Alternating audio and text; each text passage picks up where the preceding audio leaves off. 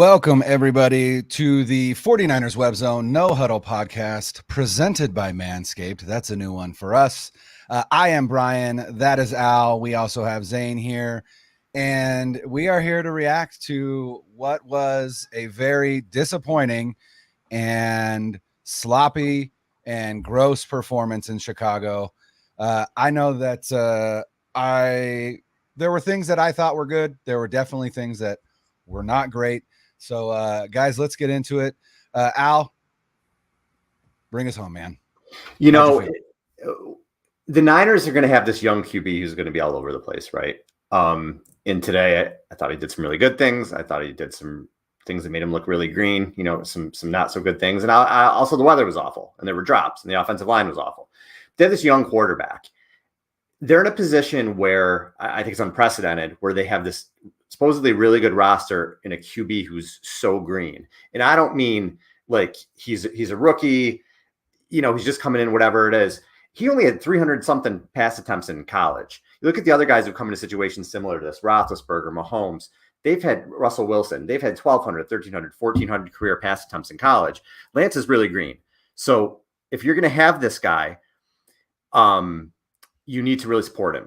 So when today they did not do that. They were sloppy. 12 penalties and big penalties that led to 5 Chicago first downs. The Bears had 15 first downs and 5 of them were on Niners penalties. You know, there were drops. There was poor offensive line play. The defense kind of just went to hell in the second half, and a lot of that was because of the penalties.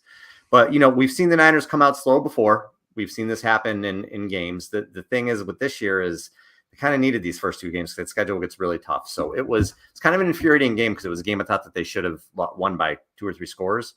So trying to take it with a grain of salt, but it still doesn't make you any less pissed off when you're watching it. It was sloppy. They were undisciplined, and we've seen that too much opening the season for them in the past 5 or 6 years. Yeah, I feel like this was kind of par for the course for week 1 for a Kyle Shanahan team. Like it seems like every single game for, you know, this is the 6th one. So the 5 previous games before this, they were all also very sloppy as well too. So I just don't know what it's going to take for a Kyle Shanahan team to be prepared when it comes to going into a season. Because remember, like the starters sat out most of the preseason, right? Guys didn't play any of those games, and we were just like, oh, it's going to be preseason, it's fine, right? That was the excuse, right? Like it's just preseason. Well, that bled into week 1, and that's the unfortunate reality. And I think that, you know, anybody that's wanting to evaluate Trey and how he did today and within the offense and things like that, I think that you can't do that today because it was just like I tweeted out before the game that it was just a kind of hang on for your life type of game and hope that you come out on top because the conditions were so bad. And I do agree that it wasn't just on Trey, and it was a team loss. Like the offensive line, like you said, Al, was terrible. The D, you know, while they played well at times, like they made the crucial mistakes, like on 3rd down, they couldn't get off the field. It reminded me, like, do you guys remember the Indianapolis game last year here in the monsoon at Levi's? Yep. It was a carbon copy of that. Like they jumped out to that 12-7 lead last year. You remember that? And, you know, everything was looking fine. And Elijah Mitchell was dominant in that game. And they were looking to kind of run away with it. And eventually the Colts started getting a bunch of pass interference penalties down the field. You remember that? Like Carson Wentz just throw it up down the field, get a pass interference penalty. And eventually the Niners turned the ball over, and it became, you know, kind of a total flip of the script. And I feel like this was just an exact copy of that game. And to me, I'm not worried about Trey because like it's his 3rd start. And the throw that he has, specifically, there's one throw with that flash to me that was like, wow, that this is the potential of the guy. Was the throw to Ray, right? That he made just right over the linebacker, like literally right over his fingertips, just along the sideline. Just such an impressive throw for like a 3rd start, right? You just don't see that. And, you know, the Juwan Jennings was a little bit, it was a nice play. It was underthrown a little bit, but, you know, I think that they did have to have this game, Al. You know, you were right because the schedule does get tougher. You absolutely have to have Seattle next, which we'll get into later on in the week. But yeah, I'm supremely disappointed because this is a game that they really, like, they left a lot of points on the board. Trey had an easy layup touchdown to Tyler Kroft that he just completely missed on, and call it wet ball, whatever you want, like, you know, not having Kittle there, whatever it is.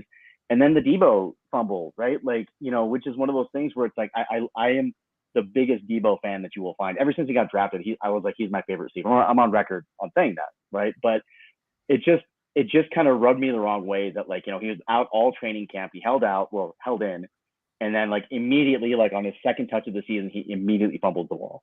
And I know people say it's raining, things like that, but the Bears did not have one fumble at all.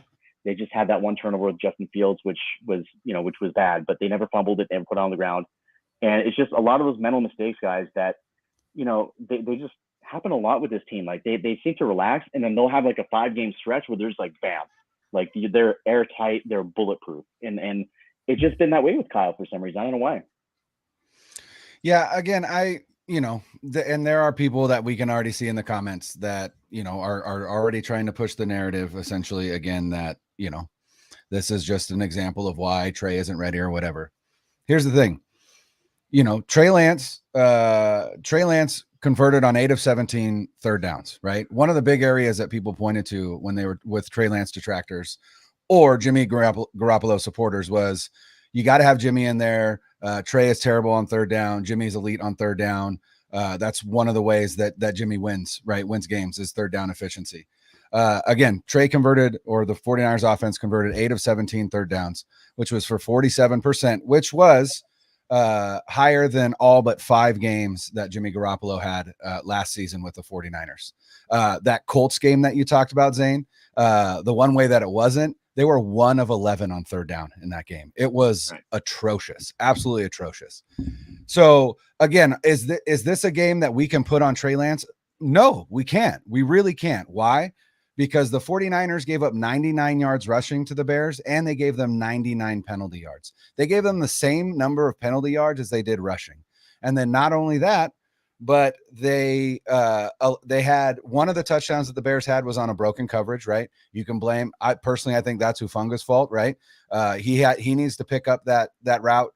Instead, he started to go after Fields, who was scrambling, and then all of a sudden Dante Pettis.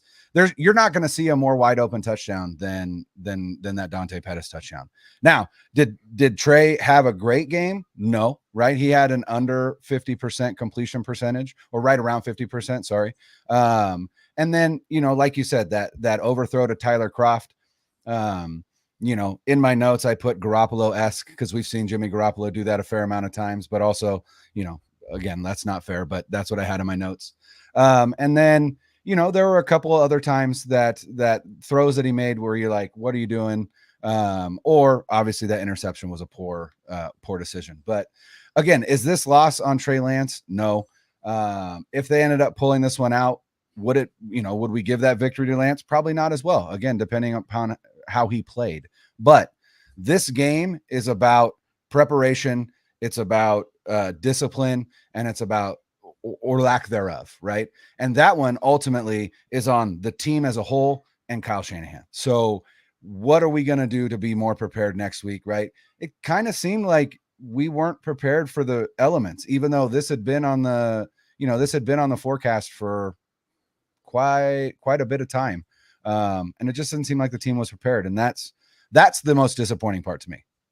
See, I think it was more for me. I think it was the missed opportunities for me, because whether it's Jimmy at quarterback or Trey at quarterback, it was the same story today as we've seen. And it's the Niners, who have all this talent everywhere, but they seem to keep missing opportunities. And what did you miss today? Well, you have Debo fumbled in the red zone, which you can't, and Debo dropped some passes today too. And, it was wet out there, but Debo also drops a lot of passes. He does. Look it up. That's his one flaw in his game, really. So they had those missed opportunities there. And you look at, he missed the throw to Kroft. Well, yeah, we've seen Jimmy do that too. Now we're seeing Trey do that. That's a touchdown. So that would have been a touchdown. The Debo fumble would have been a touchdown. They should have been up by 3 scores in this game, and they just kept missing these opportunities. And then you talk on defense. I mentioned the penalties, the missed opportunities to get off the field, by the Greenlaw and El Shair. What are they do? What are they thinking? What are you thinking? That's undisciplined. It's crazy. It's just bad. It was a Greenlaw who had the face mask too, right? Mm-hmm. So just completely undisciplined. And Greenlaw had one of the worst games I've ever seen a 49ers linebacker have. He was atrocious today. Gave up the touchdown. He had bad penalties. He's missing tackles. And the touchdown pass to Pettis, I don't know if that was Hufanga or Greenlaw or just everybody was just running towards Fields. I don't know.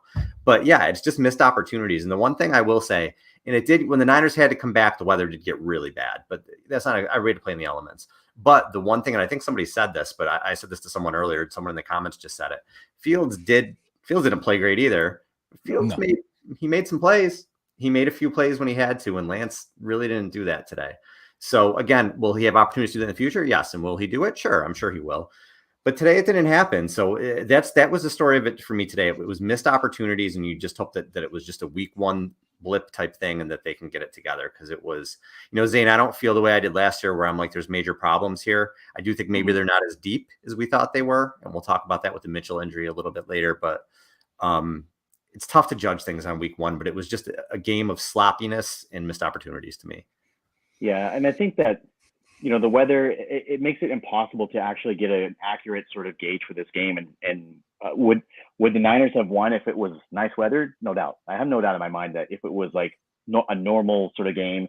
And I was watching games from around the league today, and I was like, God damn it. Like, this had to be the one game where not only like you had like terrible rain or any rain at all. Like, it's September. Like, that's the time around the league where like it's nice everywhere.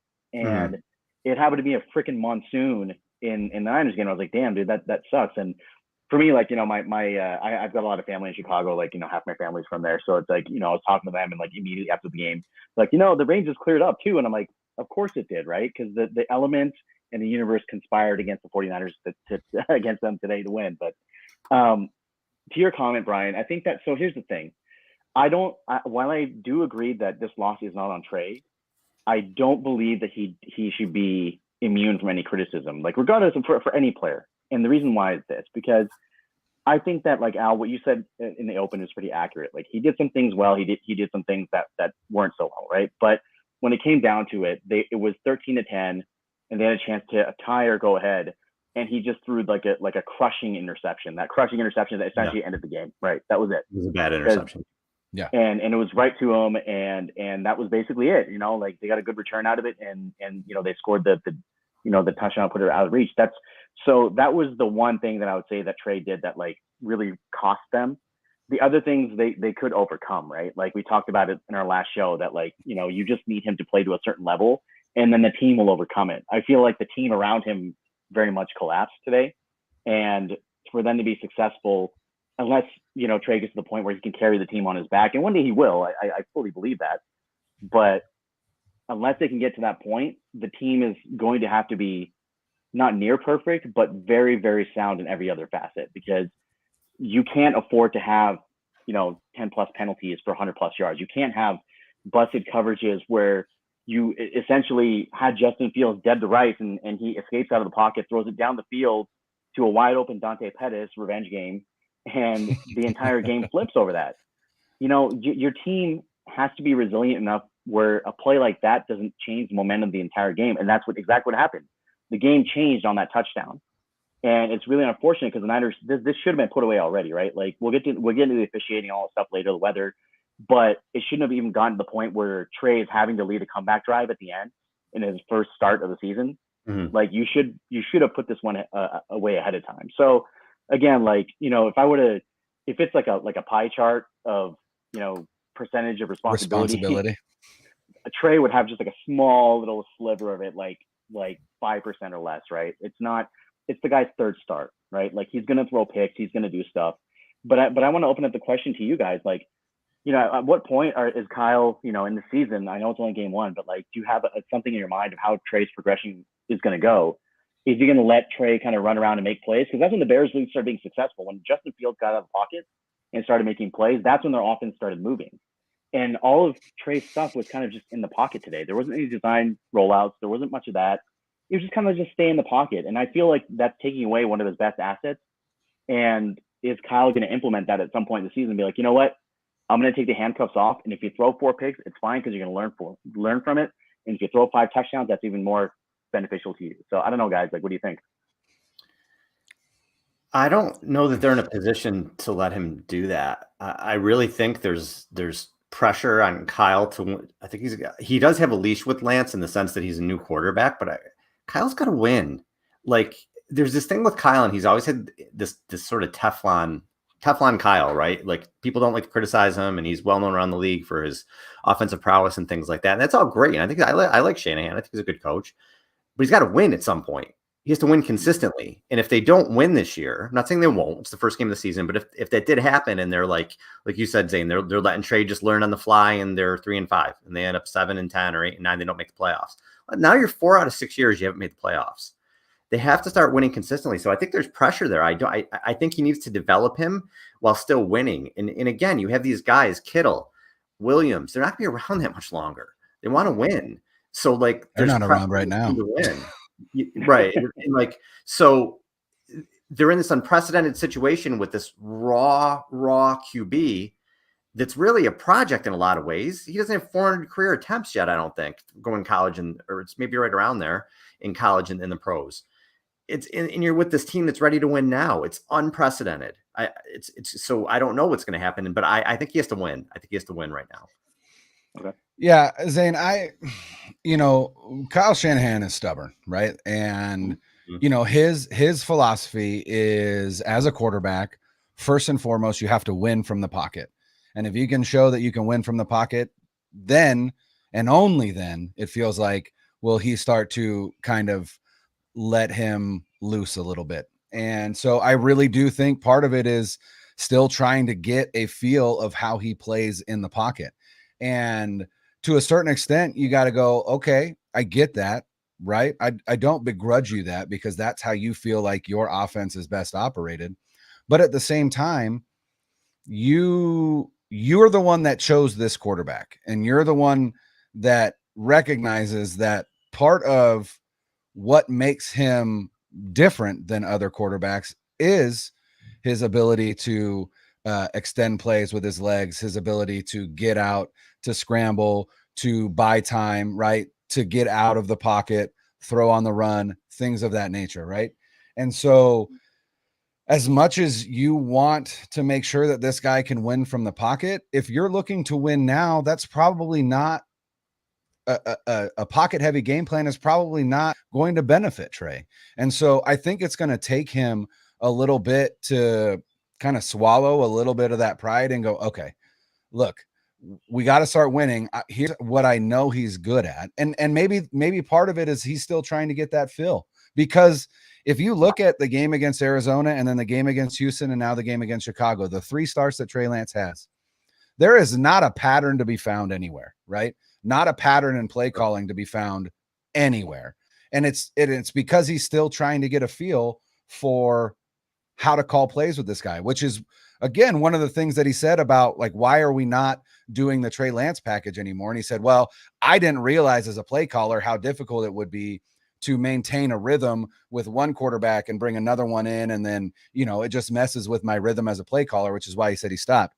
I do think that there was some player involvement there as well, and we've talked about that. But I think he's still trying to figure out how to call plays for Trey Lance, and that's ultimately why we're gonna have some games where it's like, holy crap, look at this offense, and then there's games where it's gonna be like, holy crap, look at this offense, right? It's like It's the same words, just tone, right?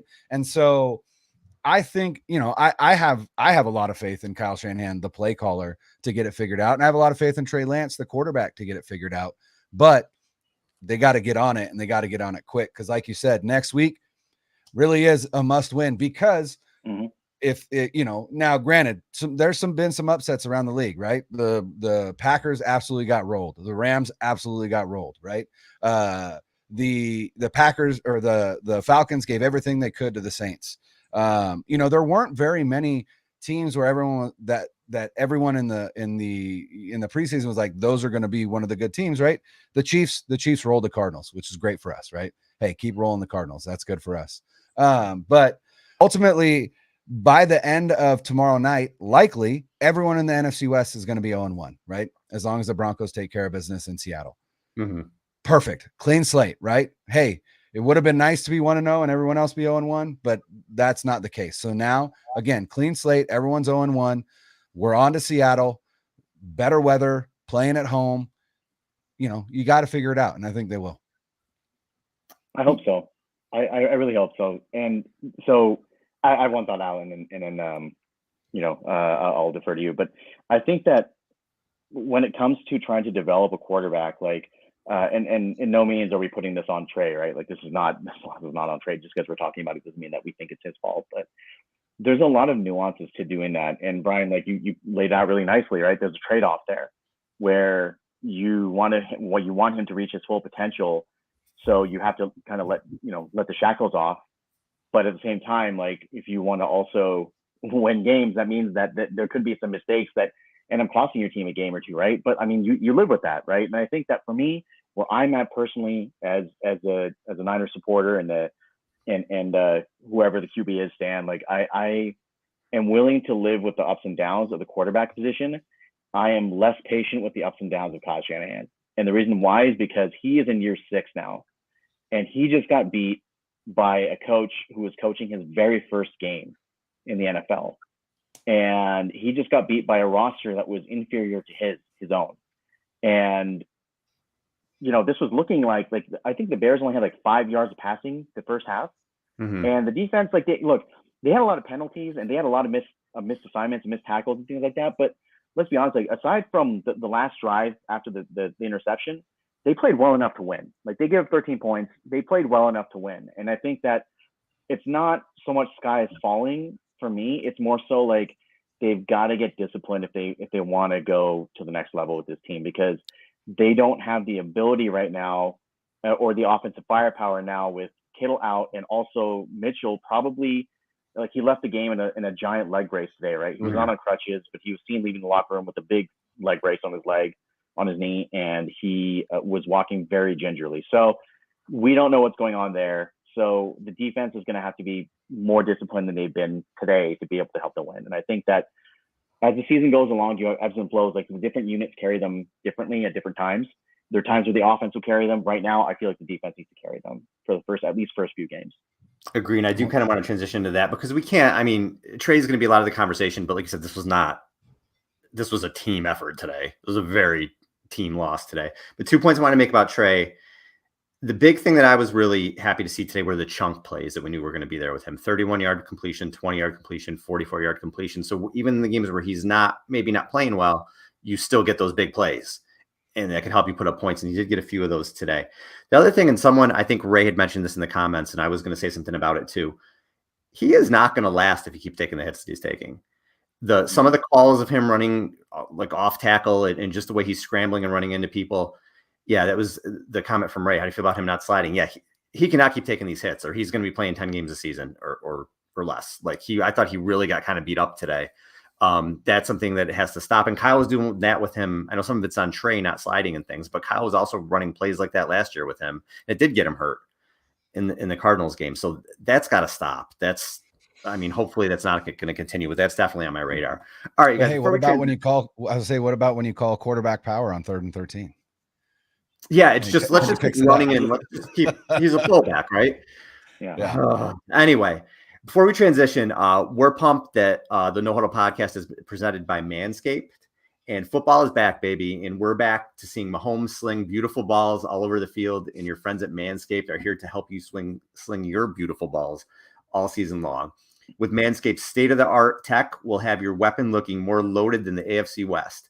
Football may be rough, but your ball care doesn't have to be with Manscaped. Join the 6 million men worldwide who trust Manscaped by going to manscaped.com for 20% off plus free shipping with the code NOHUDDLE. And they sent us, guys, can't believe how nice it was, the performance pack. Yeah. We'll show some of those products on the show. We all got it. We're all using it. It's absolutely fantastic. And you could check it out on their website. Get your own and get 20% off and free shipping with the code NOHUDDLE at manscaped.com. That's 20% with free shipping at manscaped.com. Use the code NOHUDDLE. Unlock your confidence and always use the right tools for your job with Manscaped. Great stuff. Really excited to be working with them, and the products are sensational. Absolutely. I got to say, I was excited. And, one of the things, I know, Al, you can share in this with me. There's no hair under this hat, right? There's nothing there. And the reason being is because, like geese in the winter, my hair has migrated down south, right? And so there's not just, I don't want to just take care of my boys, right? I got to shave my back. I get my wife in there to do it, right? And I used to use just like a regular beard trimmer. And so the first thing I actually did with the lawnmower that they sent us was I actually, use it on my back. And I'll tell you what, man, it is so much better than that beard trimmer that I had. It's way more gentle on my skin. I didn't get any nicks or pulls or anything like that. It was awesome. So yeah, the Lawnmower 4.0, it is a good product. And listen, and you're about to watch Zane's face disappear. Are you guys ready? Here we go. You guys got Bush? Get that more 4.0 to take care of it. And for our podcast listeners, you had a nice little graphic there. I wish I could just get rid of Zane like that normally. He always keeps coming back.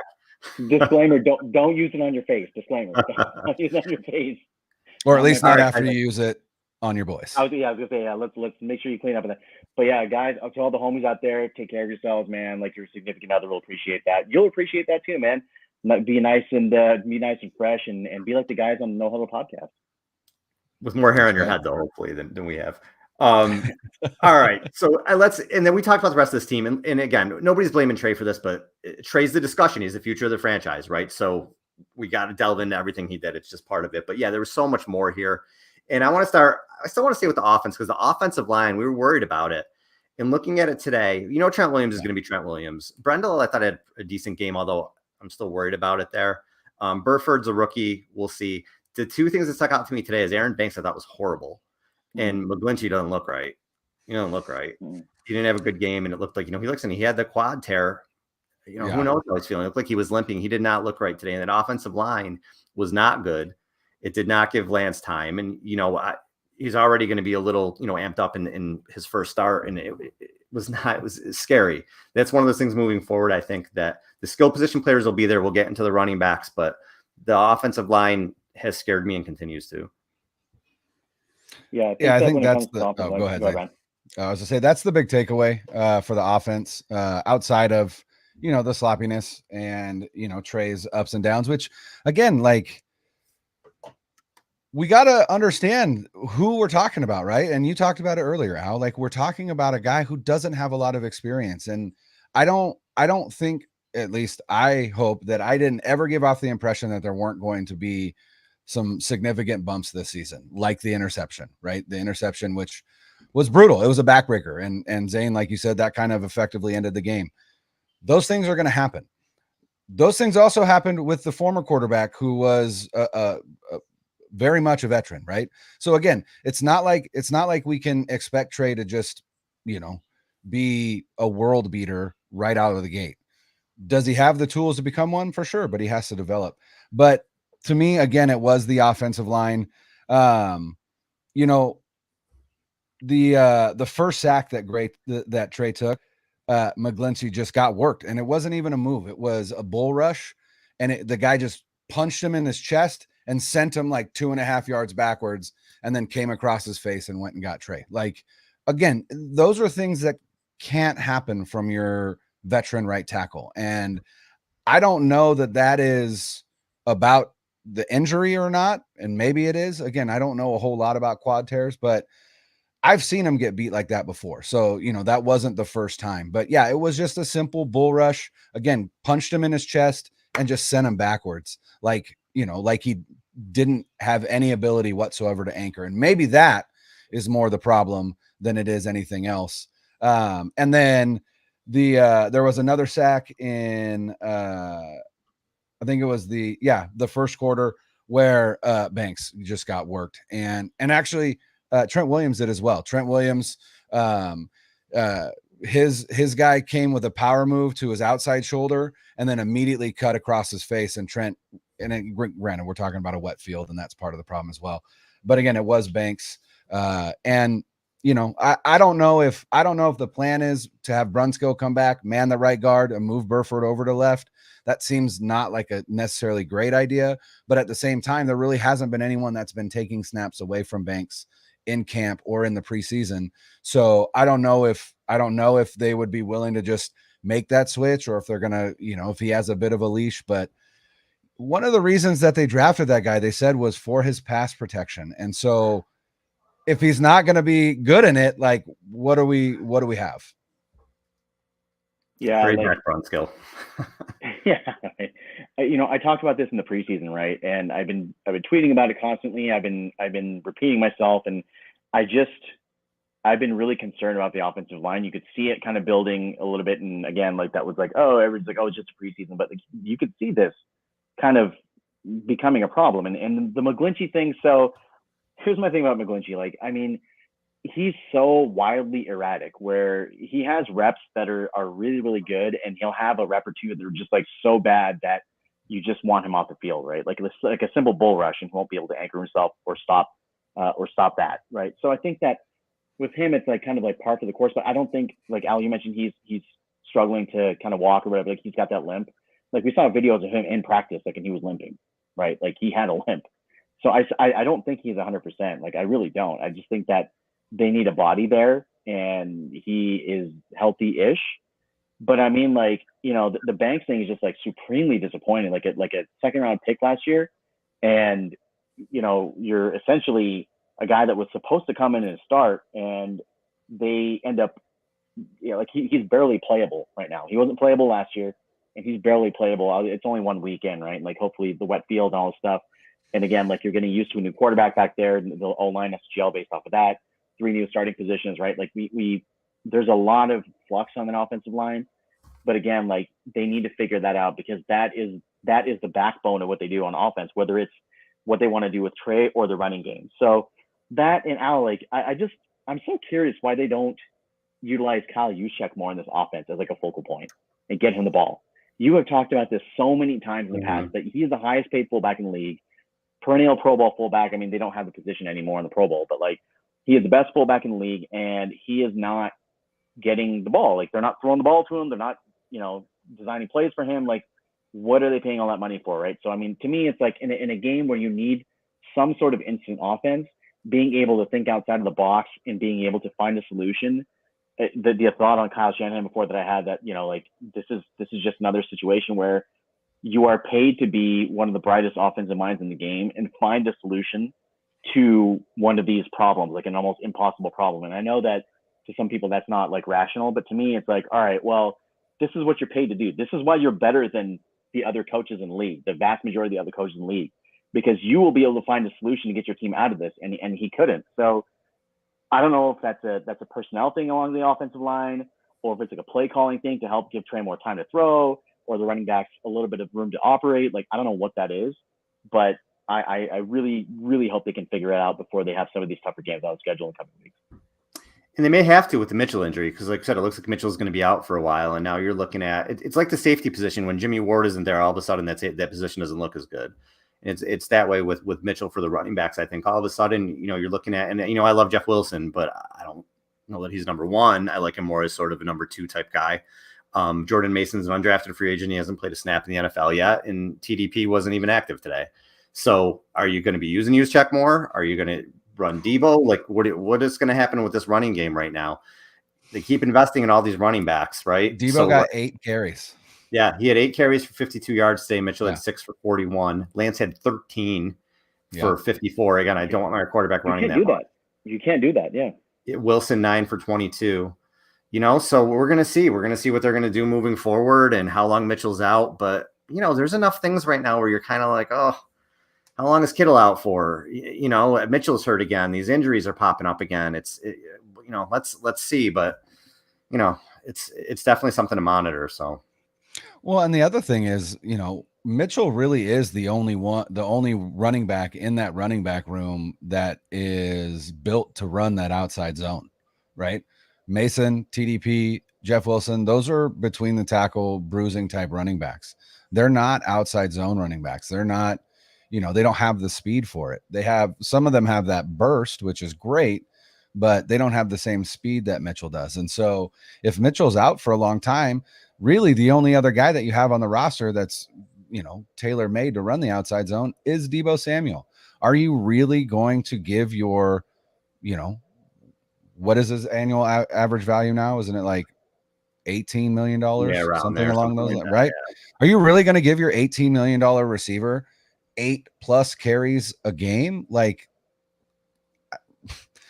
that's why you drafted a running back in the 3rd round and he wasn't active in week 1. Like, what are we doing? Like, what are we doing? After you cut the one that you drafted last year in the 3rd round. Right. Yeah. What are we doing? What are we doing? So Yeah, that is definitely an issue. Let's go ahead and shift. We keep trying to, and we keep coming back to the offense. A lot of that is just because offensive football is arguably, a little bit more fun to talk about because we have the rookie quarterback. But on the defensive side of the ball, I have one stat for you about the offensive line. Let's go. So offensive line, Trey dropped back 34 times today, right? So he was pressured on 35% of those dropbacks. The Bears did not blitz once. It's brutal. Right? They did not blitz once. Awful. Like, he was pressured on over a third of his dropbacks without any blitzing, without any extra rushers. And that is terrible. Like, that, he's not going to last an entire season behind that line unless they get better. And couple that with the hits that he was taking. Like, there was one hit where Roquan Smith, like, absolutely, like, landed with all of his weight on it. I don't know if you guys saw that one. I did, absolutely landed with all of his weight on Trey. And I'm like, man, like, I thought he actually hurt himself on that. So, again, just wrapping up, offensive line, they were really bad today. They need to get better. Yeah, I just saw this comment and I just wanted to say bad O-line play doesn't just equate to quarterback hits and sacks, right? Again, if you're pressured on a third of your dropbacks, you're not going to be able to make the plays that you need to make, right? And that's the other thing is with we can switch to the defensive side. The 49ers didn't get as much pressure as we thought that they would. As a matter of fact, I saw a tweet from a guy at PFF that said that the Bears had the Bears offensive line had a pass rush win rate of 88%. 88% against the line where people were like, this 49ers defense is going to have 12 sacks by halftime, right? Because this offensive line for the Bears is god awful. And yet here we are with a pass rush win rate of 88% for that team. And you're like, you can't have that. You can't have the defensive line and the resources that you've spent on the defensive line and not just absolutely feast on this team. And they didn't. And that was one of the other issues, right? Is that this defense did not play up to the level that we anticipated, that we expected it to. And not just us, everybody, right? That's been the storyline. The storyline is the 49ers are going to be carried by their defense and their running game as Trey Lance develops this season, right? Well, the defense didn't pull their weight.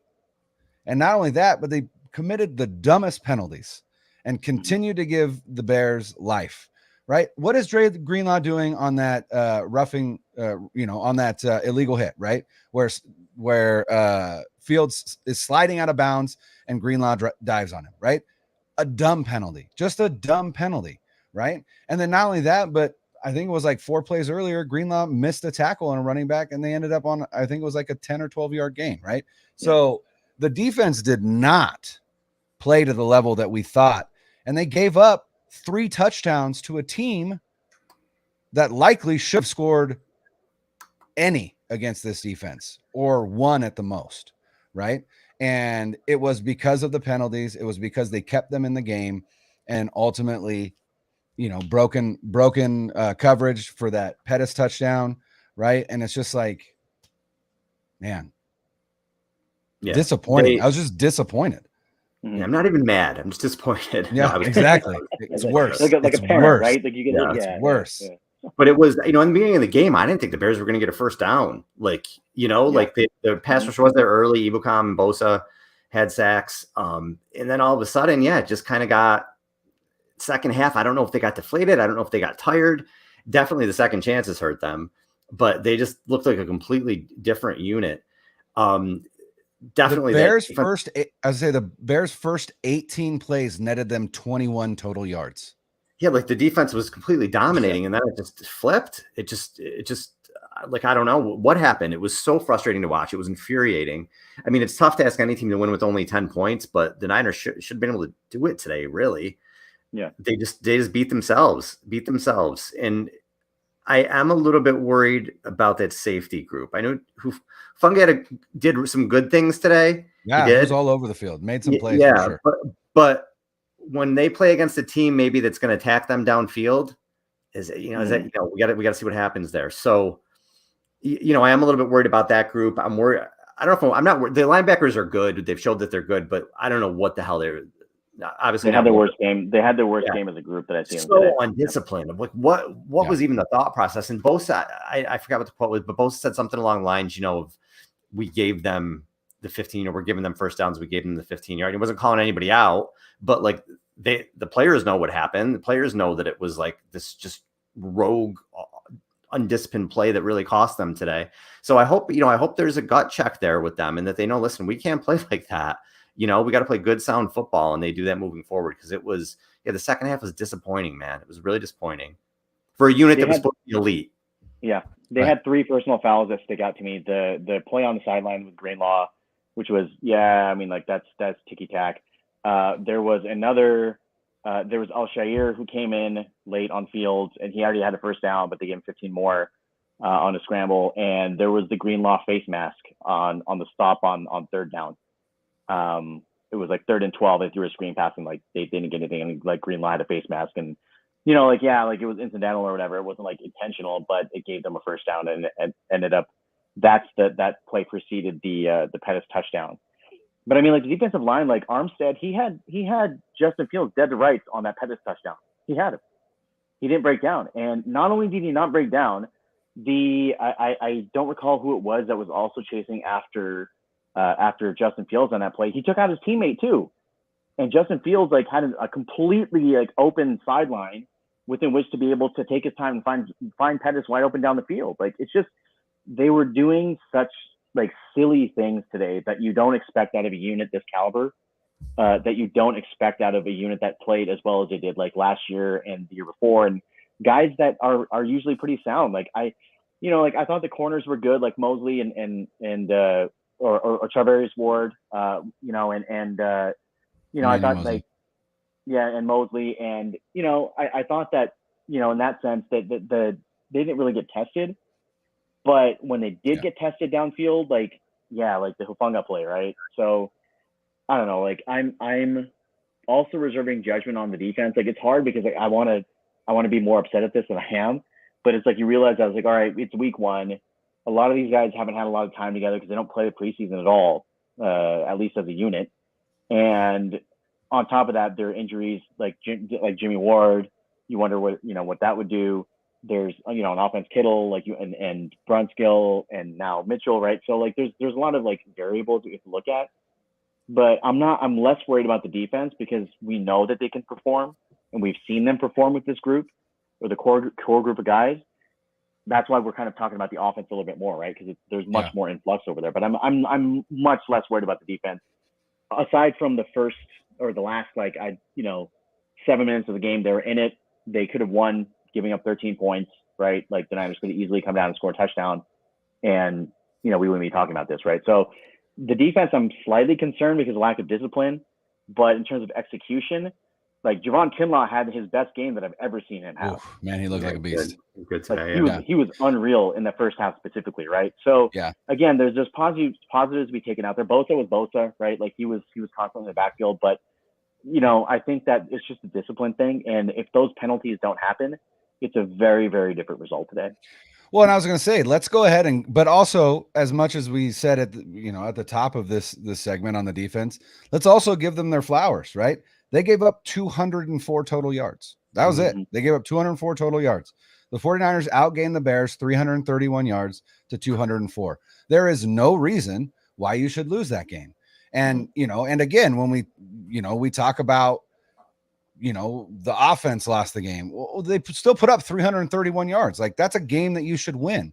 So ultimately, like when we do talk about who really is at fault, I mean, it really is the penalties, because they gave up 204 yards, but they also got 99 yards in penalties, right? Which puts them pretty even, right?